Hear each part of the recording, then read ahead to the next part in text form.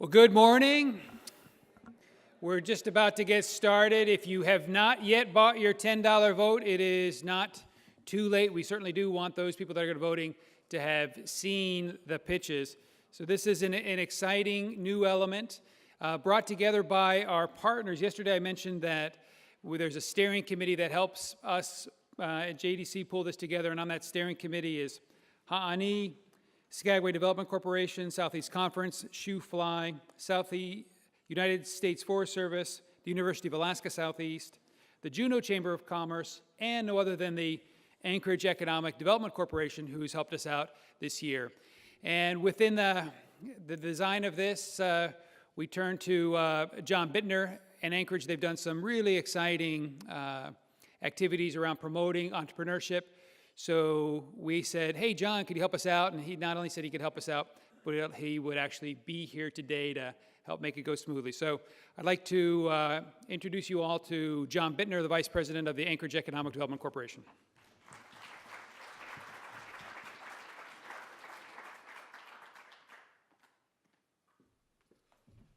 Good morning. Oh, we can do better than that. Good morning. There we go. The coffee's kicking in. Don't worry, there's an antidote to that coffee at the end of the program. I wanted to thank you all for coming out here today. This is a brand new event. This is fantastic. The Entrepreneurial Pitch Breakfast. It is a statewide first. Big thanks to JEDC for putting this together and Ha'ani for doing the logistics on this. As far as I can tell, the only mistake they've made so far was inviting me to moderate, but I'm sure next year we can sort that out. So I wanted to run you through sort of the rules of engagement for this today. We have 4 fantastic pitches for you. We're going to be doing them in no particular order. Two of the pitches are from Juno, one is from Kenai, and one is from Sitka. They will have 6 minutes to sort of tell you everything you need to know about their company, and then you will have 4 minutes to engage in a Q&A after each pitch. One of the things I want to talk about in terms of how the Q&A session will go. So how many people here have seen Shark Tank? Right, all right, that's quite a few. How many of you have seen Simon Cowell on American Idol? Yeah, there we go. This is nothing like that. Don't be that guy or gal, all right? These people have come a long way. They're really going to put themselves out there for you. What we're looking for is constructive, creative feedback on the pitches they gave. I want you to focus on market identification. In particular, if you can think of any way that you or your organization or someone you know may be able to help facilitate what they're trying to do. That's sort of why you're here.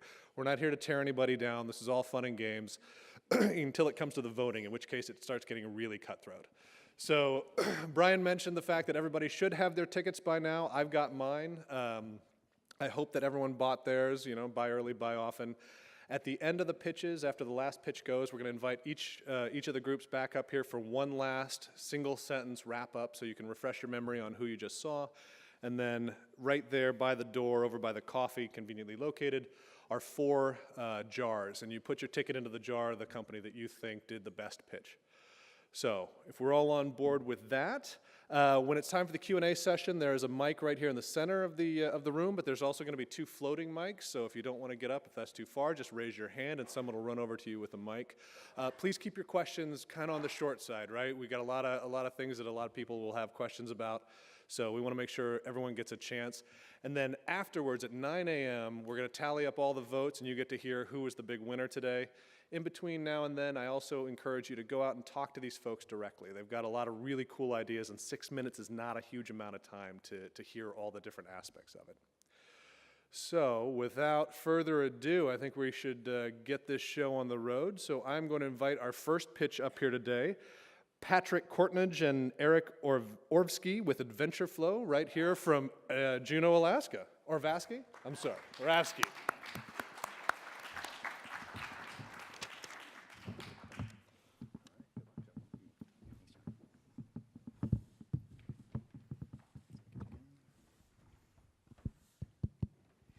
All right. Good morning. Show of hands. Is my time starting? Good. Show of hands. How many of you have been on a glacier? Good, good. It is Alaska after all. So think of the expense by helicopter, the difficulty by foot. How many of you have been inside a glacier? Nice, nice. Pretty amazing, right? An amazing experience that not many people outside of Alaska get to experience. Imagine that you could have that same experience from the comfort of your armchair.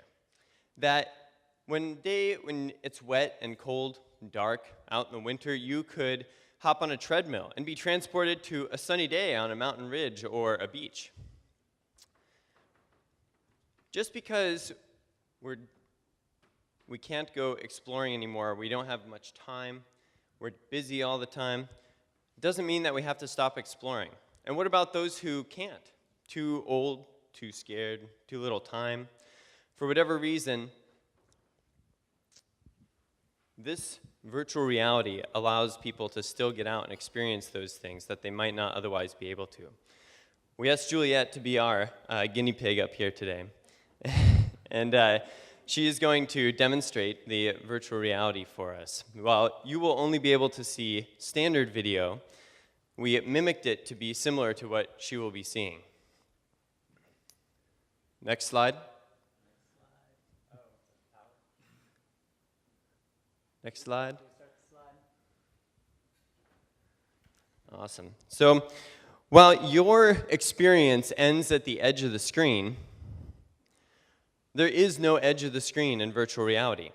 You're able to look anywhere you want, just with the control of your own head. You can look up at the sky, you can look down at the ground, you can look behind you, you can look anywhere you feel like, because you are transported within a virtual sphere.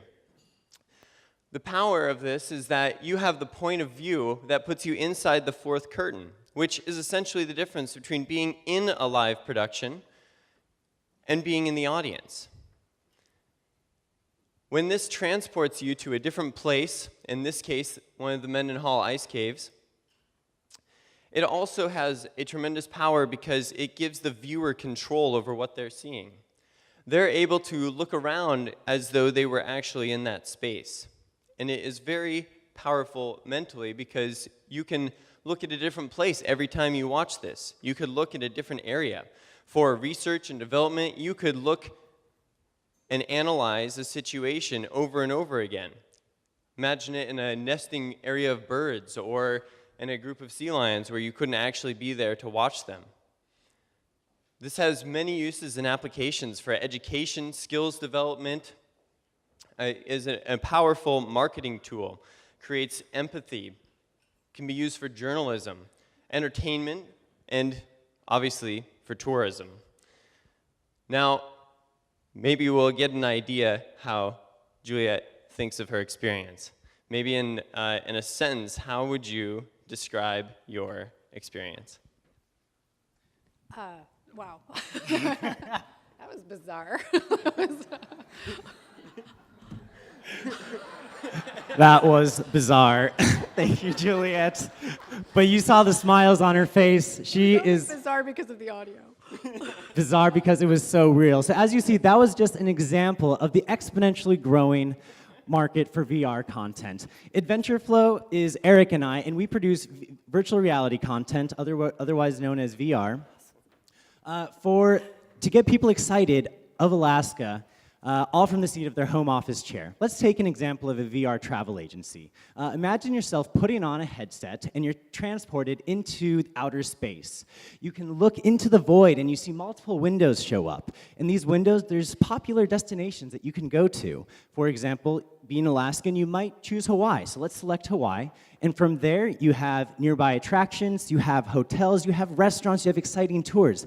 And just like how you saw here, a person can see exactly what they're going to be experiencing. They are part of the experience, and that brings out emotion in people that they can know whether it's really right for them and what they should have. So we have Facebook, we have YouTube, and right now these companies are working on VR video within their platforms. So you can take your smartphone out today, load up the YouTube app, search YouTube 360, and you can start looking at a multitude of 360 or VR experiences all from your phone. That's right. Currently, today, you have many experiences you can already have. And in 2015, there were 2.5 million headsets distributed to consumers. That's a ton, and most of those consist of Google Cardboard, where you can slap your phone in and you can start looking around, and this is a much more immersive experience. By 2018, we're going to start seeing 24 million headsets, a huge amount, and it's going to continue to exponentially grow. So as you can see, virtual reality is growing at a rate where it's inevitable that it's going to be a paradigm shift in the tourism industry. And at VentureFlow, we create virtual reality for you, and we would love to work with you and collaborate with you to help share your Alaskan experience with your customers. Thank you.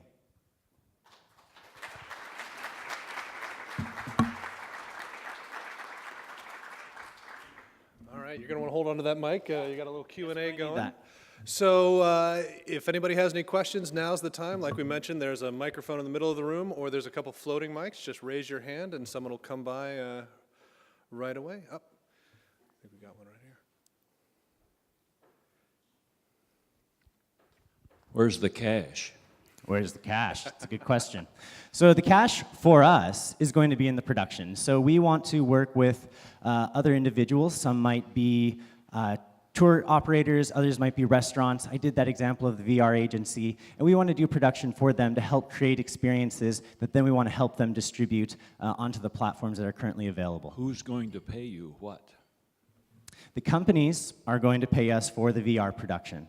Other outlets of revenue will be creating virtual reality experiences for ourselves, and then we have the option of, let's use the cruise ships. Those people come in, we have a storefront, we create more of like a cinematic experience where they can come in like buying a movie ticket. Does it enhance or compete with personal tourism as we know it? Thank you. It largely enhances the experience because a lot of people, especially for the cruise ship industry, up to 40% or more of people never get off the cruise ship. And that's a huge amount for people coming to visit Juneau. And that's a huge loss for our town to not be able to show off these sites to people who either can't reach or can't go to another place. And for the people who do get off and go see a tour, the vast majority of those people never actually get past the visitors center to experience what it's like to be on a glacier. It's this larger-than-life thing far away from them. And so being able to get people to experience this when they have that extra hour in town and they come back and they have some extra time, it's something they can experience in a few minutes. And then also think about why people travel. They travel because they love developing relationships with people, they love having adventure, and these are things that you can't replace with VR, and it's only going to get people excited and pique their interest. Another one from the middle of the room. Yes, since you brought it up, you've got these big juggernauts that are developing technology along these lines, like you mentioned Google. Could you talk about your competitive advantage? If they wanted to throw in and compete with you, where's your competitive advantage? A couple of things that we have to offer that these larger groups don't have is it takes a huge crew to be able to transport them somewhere else. We actually worked with a video crew this summer that was pretty bare bones, and even then they were for a reality TV show. And they require a lot because they require travel, they require all this time, they require a cast and crew, they require logistics and all this other stuff, and we work as a two-man team. We're able to edit and produce at quite a low cost. And on the other hand, a lot of the content that's being created right now is not in wild areas. Some of it is large, but it's not well done. The vast majority of content being created does not follow a story. It's not really entertaining other than that you are in another place. All right, I think we have less than a minute here, so we have time for one more question. Can you put your cameras places where people can't go, period? And I'm asking, I serve on the board of Fortress of the Bear in Sitka, and I'm imagining a virtual reality experience where guests not only get to see the bears from the viewing platform, but can be standing, like virtually, standing inside as the bears are walking around them. Is that a possibility? Absolutely, assuming we can get there and we have a legal permit to do it. Yeah, absolutely. Well, I mean, would you have to be in with the bears? No, you'd be able to set it up, and there's actually a software where you can do like motion detection, so anything comes in, or you can do, yeah, that would be the best thing. There's motion detection available. So I know not everyone got their questions answered, but these guys are going to be around all day, Yeah, right? please find us after. We would love to demo what you just saw up here, and it's a completely different experience when you see it through the headset. So we want to show that off to you guys. Thanks. Fantastic. And the folks with the floating mics, if you could raise your hand if you have somebody with a question, just so I can eyeball it for next time. Let's give these guys a big round of applause. Thank you. All right. Up next, we have another Juno group, Brandon Howard with Malaga Distillery. Brandon, you in the house? Excellent. If you can come on up, and we'll get the show on the road.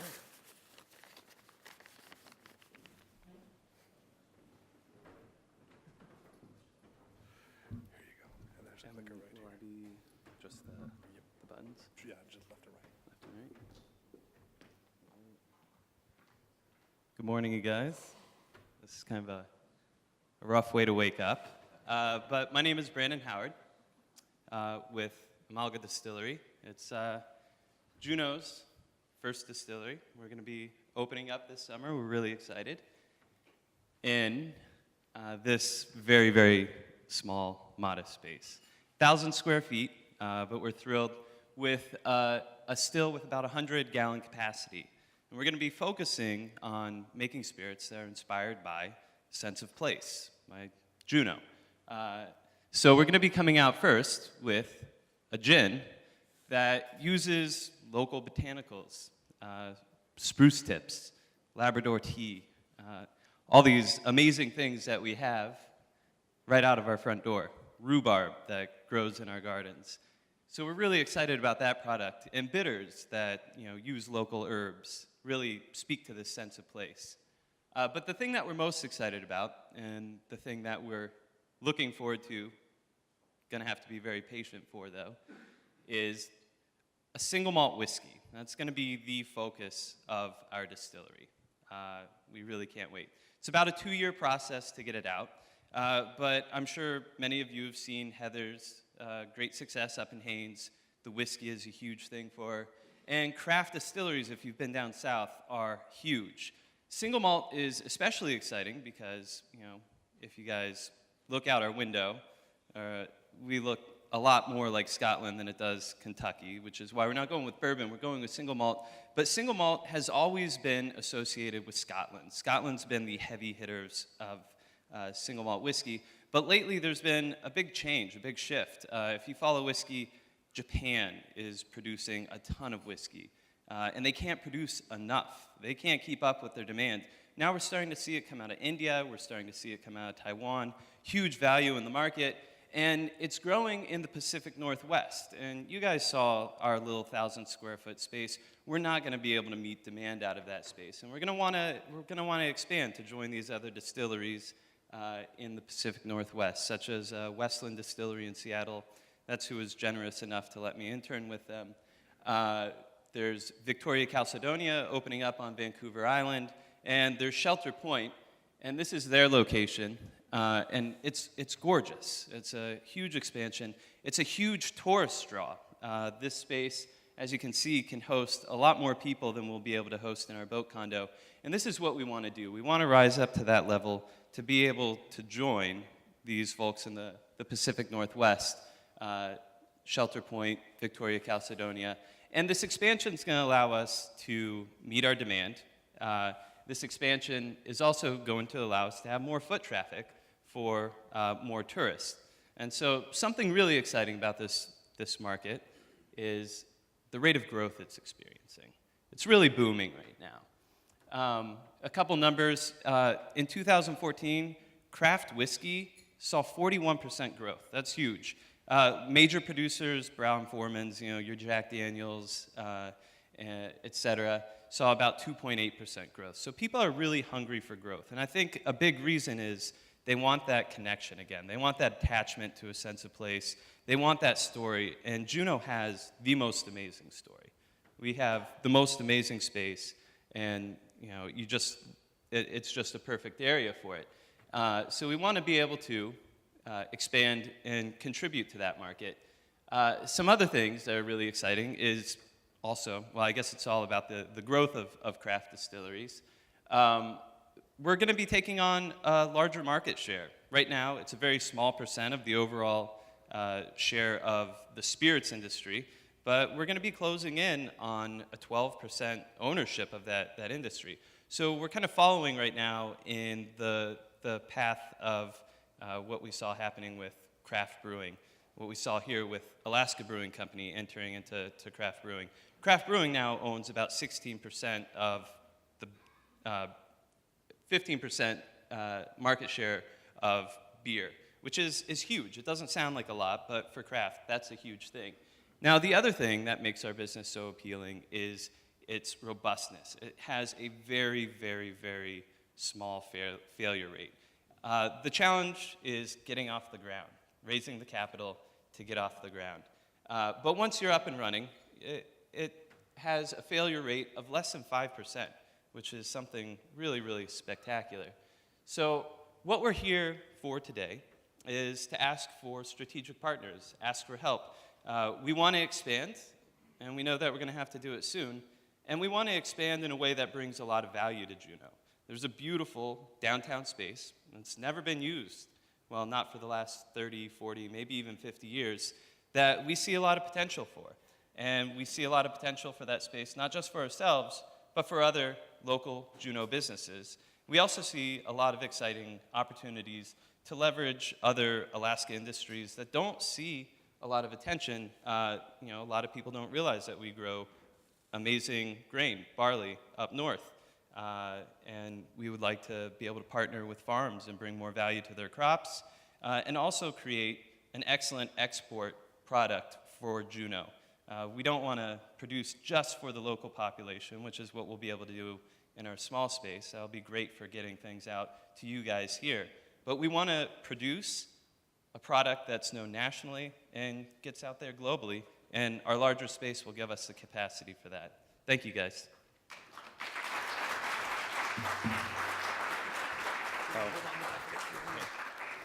All right. Now we have a few minutes for questions and answers. Again, if anybody wants to go to the middle mic or raise your hand, and somebody with a floating mic. We got somebody in the back there with a question. Who's going to need a mic?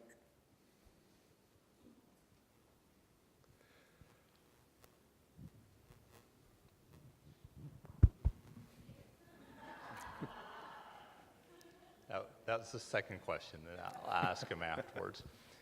Talk to us for a moment about your malting philosophy for the whiskey. Did you say malting philosophy? Right. So Alaska is, I'm going to give a little bit of backstory. So barley, in order to be used for the brewing process, first needs to be malted, which is just sprouting the grain, releases enzymes that allow the sugars to be broken down into alcohol. So in our small space, we're going to be buying malted barley. Alaska doesn't have a malting house, so you can't get malted Alaskan barley.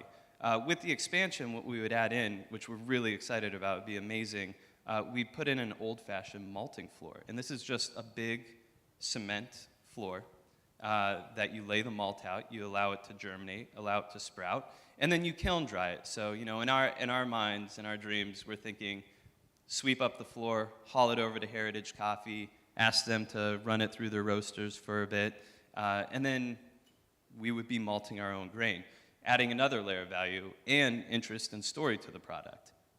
Does that answer your question? Mostly, a lot of flavor is put into the whiskey with how you kiln the malt, and whether it's peat or seaweed or something like that. And I wonder if your idea is to use local Juno products. Absolutely. For that process. Yeah, one thing that we're really excited about, something people don't know, and clearly you know a lot about whiskey, is that whiskey is essentially beer distilled. And one of the most award-winning beers in the country, period, is right here from Juno. It's the Alaskan Smoked Porter, and it's alder smoked. So we don't have access to peat here. But everything here is alder smoked. And so talking about a sense of space, or a sense of place, our smoked salmon, our smoked porter, I want to do an alder smoked single malt whiskey.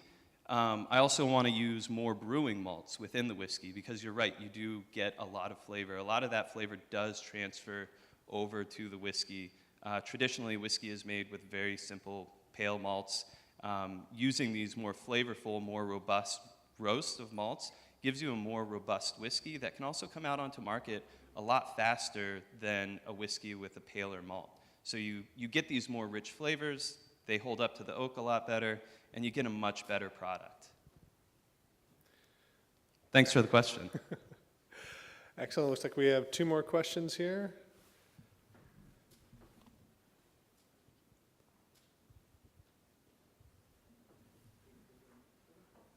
Hi. One of the things you said was that Juno has a great story. Keep in mind, I'm from Sitka, but I'm just curious, what do you think Juno's great story is? So our whiskey is going to be 45 to 55% water.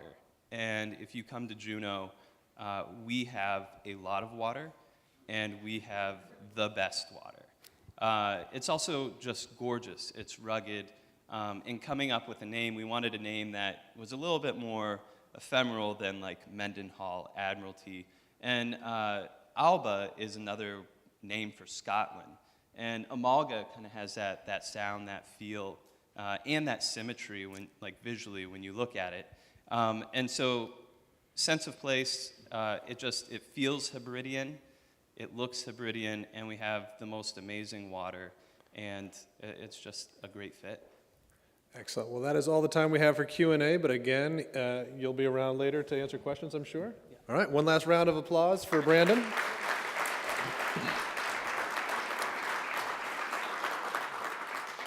I don't know about the rest of you, but I'm kind of thirsty now. All right, we are halfway through our program here. Next up, we have Ben and Nick Kelly with K2 Dronautics from Kenai, Alaska. Do I pronounce that right? I always say it differently every time. Excellent. Here you go. Thanks, sir. There's the clicker. Okay. Good luck. Thank you.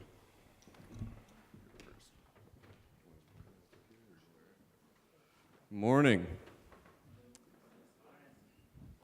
We are Nick and Ben Kelly with K2 Dronautics. We fly and modify small drones to serve Alaskan needs of engineering and data. So drones accelerate at 3 big things: dull, dirty, and dangerous jobs, the things people don't want to do or shouldn't do. And Alaska fits that really well for those 3 things.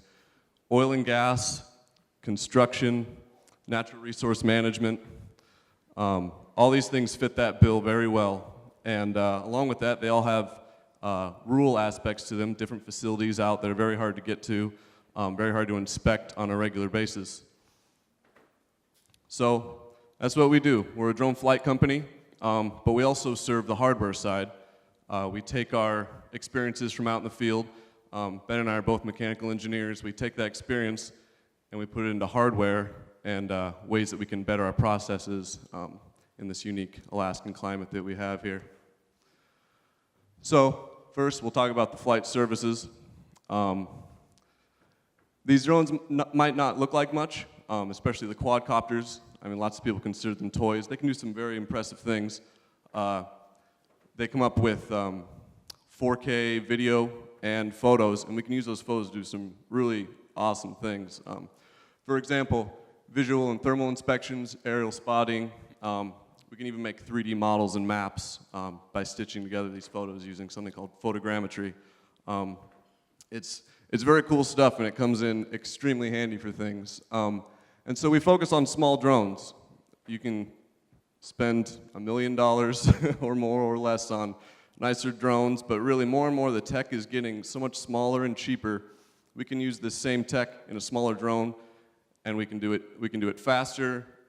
We can stay out longer. We can reach remote areas. Bottom line, it's cheaper and quicker than ever before, especially compared to a manned survey crew or something that you'd have to house out in the middle of nowhere for a week. This is a 3D model of the Swanson River Bridge. It's worth knowing this is not a visual flyby. This is what I was talking about with photogrammetry, stitching together hundreds of high-res photos. You can rotate this. You can move it however you want and view in for better shots of whatever you're trying to inspect. This is the bridge again. This is one of those high-res photos I was speaking of that we use and stitch together to make this model. This photo in particular is very interesting because you can see it's the support under this bridge. And below that support is a very icy, fast-moving, deep river. So the point I'm kind of trying to make here is that drones can go over, under, in between things that humans really shouldn't or couldn't do before. All right, great. So the opportunity for Alaska is really clear. We've got all these far-flung remote institutions. We've got all these sites out in the middle of nowhere. If we can get out there with unmanned aircraft, we can do a lot of really cool things and stay there longer than you could and cheaper than you could with a manned aircraft. So we're saving money, reducing risk, and increasing efficiency. However, these technologies can really be revolutionary for rural Alaska. We can get new data streams. We can do intelligent resource management. Things like timber industry, mining, looking at new minerals, pollution remediation, all sorts of things that either were prohibitively expensive to do in rural Alaska before or just weren't thought of because we weren't thinking about deploying high tech in some of these areas. And all of that leads to data-backed infrastructure development. If we have, say, less capital to deploy and we need to deploy the capital we have more efficiently, why not back these decisions up with data? Why not be in the middle of nowhere and still say, I have a business case for why we need to develop this resource or improve this other infrastructure? So Nick talked about the flight side. The second half of K2 Dronautics is that we're also a hardware development company. So our flight service informs our hardware development. When we're out in the field, we're constantly looking for ways to improve. What tools can we build? What sort of things can we add to our service that gives us an edge, but also helps us serve our customers better? So we'll also build custom solutions for Alaskan industry. We were talking to people about, say, remote sampling of something like a honey bucket lagoon or a polluted stream. There's no reason to go out there in a boat.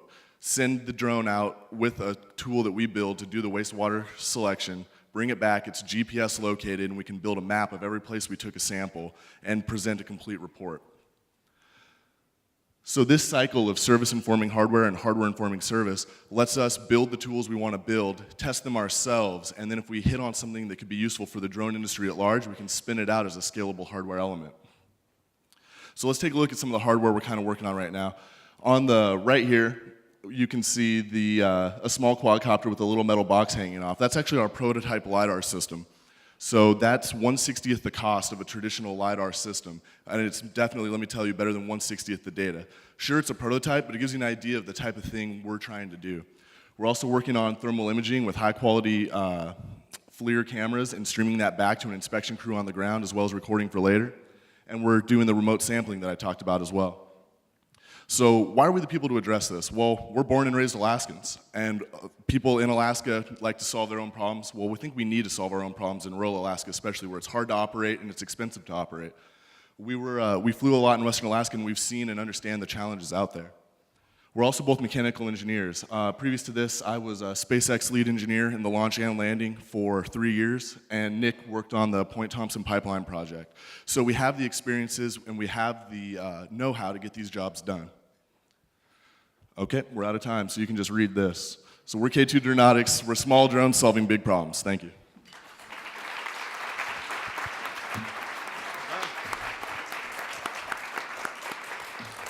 All righty, who has some questions for K2 Dronautics? We got one right there. Who's got the mic? There we go. Good morning, thank you. I think what you're doing here is really interesting. But as you're probably more aware than the rest of us, there's a lot of pushback and a lot of regulation coming out about drones, their use, their access, including eagles being trained to snatch them out of the air. So I'd like to know how involved you are or what you plan to do to become involved in dealing with these issues. I think there's a place for this, but you're going to have a struggle, I think. Well, I don't think it'll necessarily be a struggle. I think it'll be a challenge, right? And within challenge, there's opportunity. The FAA has everybody's best interest at heart. They want to keep people safe. Well, growing up and working on an air cargo company with our parents, we understand what it takes to work with the FAA. We've been in a 4-month process with them getting legal. It's a 40-page single-space document that I swear I will not bore any of you with that gives you the permission to operate. And so as these regulatory hurdles change, as they evolve, we always want to be on the edge of that because the opportunity here in Alaska is really strong. And if we make them a partner rather than an adversary, even though it's a challenge, there are legal means to go through this, and we're on that path. One right in the middle. Oh, perfect. Just real quick, from what I understand, drones may have a 10-minute flight time. What's the flight time? And then my immediate thought is, don't you have to be within that 10-minute zone? So really that limits to humans being at the site with the drone. I understand some of that, but talk about that if you don't mind. Yeah, sure. So right now, the current regulatory environment is that you have to be within visual line of sight of your drone, which is a few miles. Our drone can stream HD video back for about 3 miles. And so, yes, you have to be within a 30-minute flight area, essentially. We got a 30-minute flight time with the quadcopters we're currently using. But that technology is going to improve, and the regulatory hurdles are going to change. And we're hoping to partner, we started a little bit of work with, but continue to partner with UAF and their drone program because they have a lot more opportunity to push those regulatory push the regulatory envelope, let's say. And so they're already doing beyond line of sight flight. They have larger drones and things of that nature. What we're trying to do is we're trying to start at the bottom and build up rather than investing a ton of capital into drones that'll be obsolete in a few years. So yeah, we have to be there, but we can also loiter a lot longer than a helicopter or a manned aircraft because if we have a generator on the ground and 17 batteries, we can fly all day. Thank you for your question. Any other questions for K2? Oh, here's one.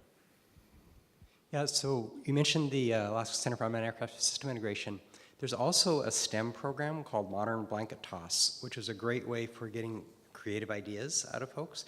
John Monahan is the leader for that at UAF. And there's a task force that the legislators got going on unmanned systems, and I don't know if you're working with them, but it's a great way to understand and help shape your own opportunities for creating business in Alaska. Okay, great. Thank you very much. We'll look into that.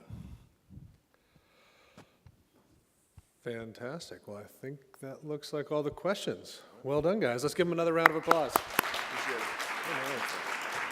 Good job. All right, so we are on our last but certainly not least pitch for the morning here. We are going to help welcome Bobby Daniels with the Sawmill Farm from Sitka, Alaska. Let's give Bobby a big round of applause.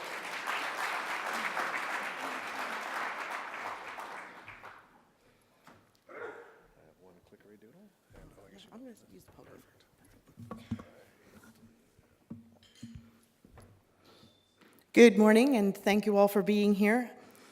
The Sawmill Farm is closing a big loop in Sitka. Every year, Sitka barges thousands of tons of garbage, not just garbage, many, many thousands of tons of garbage, but thousands of tons of cast-off food as garbage to a landfill in eastern Washington. Then we barge all of our meat back to Sitka. And if that sounds kind of insane, it really is.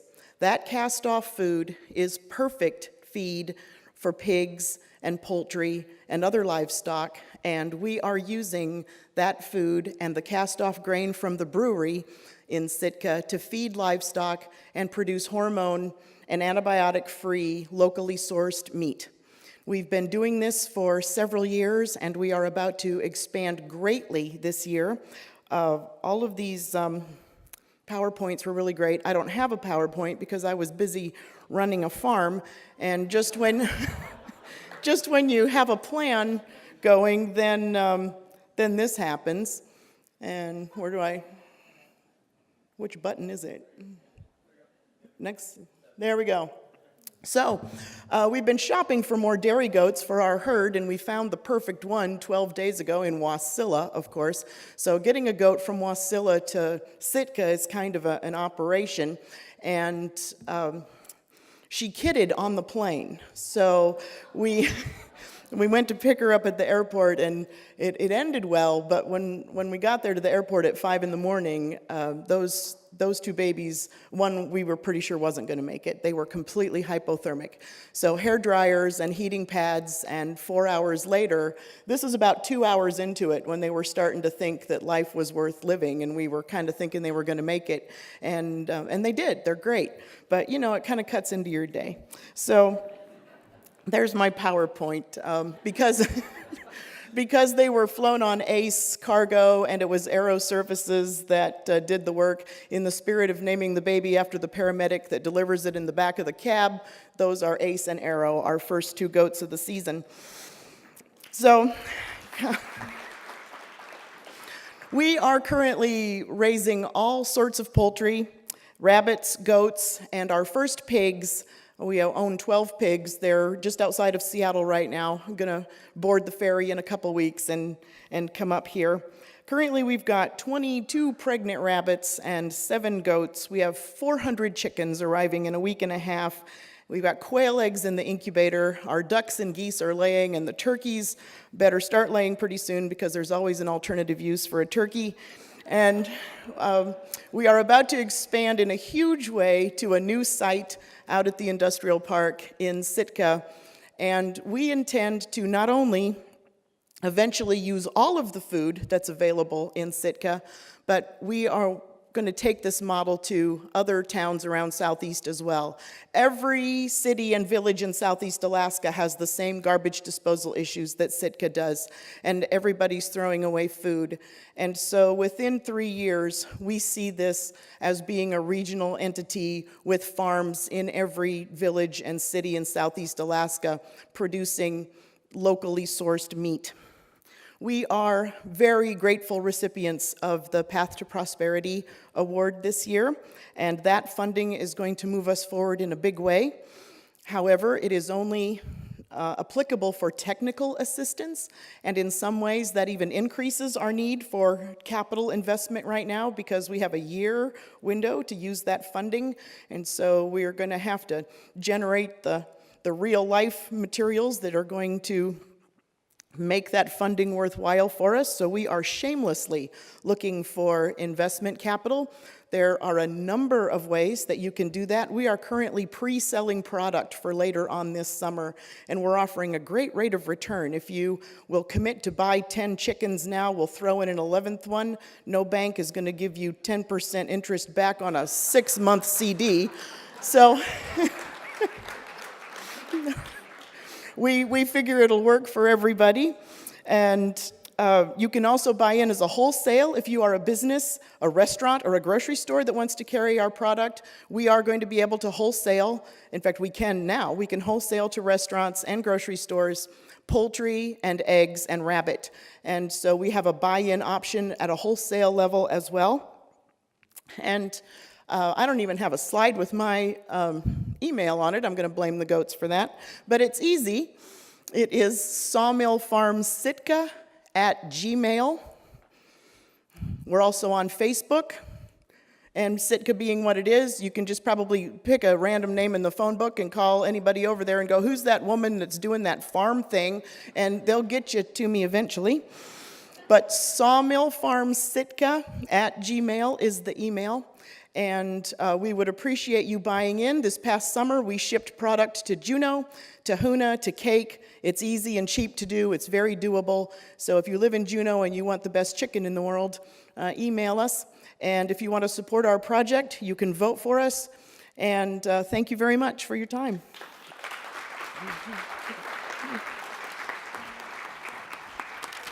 You can stay here. Okay. All right. Oh, we can share. Yeah. I'm quick. Fantastic. Between Bobby and Brandon, I'm now hungry and thirsty.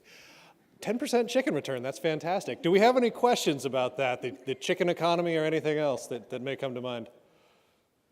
Do you ship to Anchorage? Here we go. We got one. Oh, right there. Fantastic. You were talking about expanding to other communities. Do you mean you would expand or you would create like a training program that would help these communities do their own farm? We really are looking at that as an either or. The big challenge with livestock in Southeast Alaska is getting them here in the first place. It's ridiculously expensive. And so once we have breeding stock in Sitka, we intend to be breeding pigs and shipping them. Once they're inside Southeast Alaska, shipping the animals around inside Southeast is cheap and easy. And so if we're breeding pigs in Sitka, we can ship those weanling piglets easy all over. And so we've left it open, and it might not even be the same way every place. We might decide that in Juneau the best thing is for us to buy a piece of property and do it ourselves, while in Huna there's somebody that's perfectly set up already and we'll just sell him piglets. We don't know, but we're open to different models. We haven't set on one because we want to do whatever works. That's what we're married to, is whatever works. Hello, right here in the middle. How soon would you be looking to expand? Expand into other communities? If the situation is right, we can do it later this summer. We should be able to send piglets other places by the end of this summer. If other things worked out, if there was a site and there's other things that have to be ready, but we could be ready to supply as early as probably August with pigs. Exciting idea. What is your plan for getting the food waste to your site from Sitkans? Well, right now it's my pickup truck. The brewery is so excited about not having to pay disposal charges for their grain that they're going to deliver the grain to the farm for us, and then we just have a route that we run where a box truck is one of our big goals in life, and we have a route. We go to the grocery stores now and some of the restaurants, and we're going to expand that, and we just pick up the food, and we're going to have bins that we're going to supply, and they're going to fill, and so we're just going to pick up the full bins, leave them the empty bins, and run a route.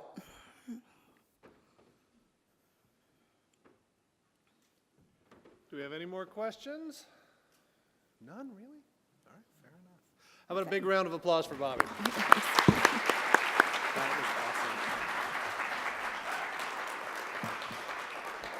awesome. All right, before we bring everybody back up here to do one last little one-line spiel, I want you all to sort of think about what you saw here today, think about the different pitches and which one you want to support with your votes. It's not too late to buy another ticket, by the way. And before we get into that, I also, right there in the corner, excellent, that's where you buy your tickets. I also wanted to take a minute to thank the amazing sponsors for this event. Did you guys have fun? Was this good? Come on, I know it's early in the morning, but give me something here. Here we go. I don't know about you, but I'm pretty inspired by what I saw here today, and I really want to thank Cycle Alaska, the Leahy Foundation, and Leahy Foundation, and McGivney's, which is a new restaurant in town, is my understanding, and they're also part of the Juno Experience. So how many people are going to the Juno Experience tonight? Have you picked your place yet? Wow, all right, excellent. If you want to do McGivney's, that's still an option. I highly recommend you talk to somebody from JEDC, and they'll get you on the list. There's a bus leaving from in front of the center here a little later after the program today. So that being said, why don't we bring folks back up here? Why don't you all just come on up here all at once? Let's bring Patrick, Brandon, Eric, Ben, Nick, and Bobby up, and you guys can pick who, if there's two of you, which one of you wants to give the last one-sentence summary of your pitch. Oh, yeah, sure. Might as well go in order. I'll go last.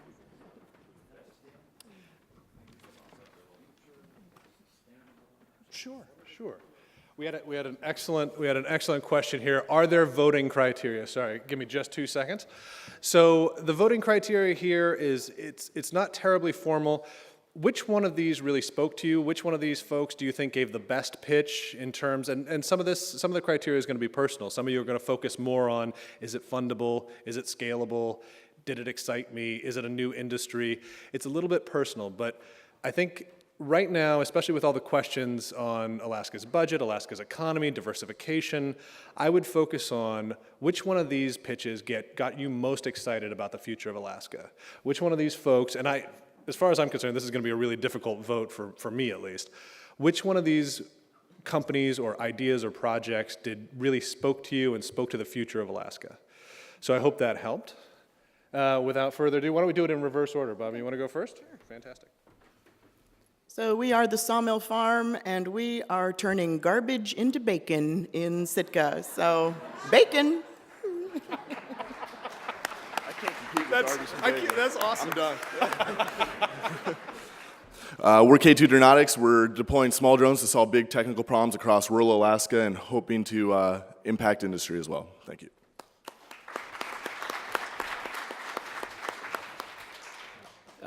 Malaga Distillery, looking forward to creating a brand that local Junoites can be really proud of, that we can get out into the rest of the U.S. and onto a global market. Thank you, guys.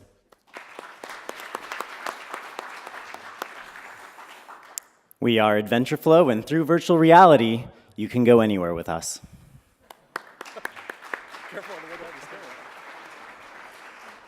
All right, thank you all for participating in the first Entrepreneurial Breakfast. Your voting receptacles are right there next to the coffee, easy to find. Why don't we give everybody one last big round of applause? JEDC, Ha Ni, all the folks that pitched today. Thank you so much for your enthusiasm.